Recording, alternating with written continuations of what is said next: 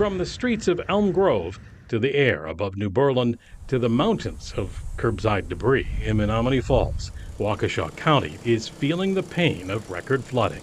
A couple appliances, water heater got damaged, the big couple bookcases and cabinet. The latest totals peg residential losses in Waukesha County at $95 million and climbing.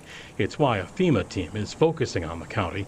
12 News spotted them going door to door in Menomonee Falls. This is the next step in the process. So FEMA verifies our reports, and then they take that up and they determine whether or not a presidential disaster declaration is appropriate. Alex Freeman with Waukesha County Emergency Management says this is a vital step in possibly getting federal aid to victims. How important is it for them to see this firsthand? Well, it's part of their process. I think it is important. We have one team working in Waukesha County today, and they'll be going throughout impacted communities. Freeman says flood victims shouldn't be concerned if they don't get a personal visit from FEMA.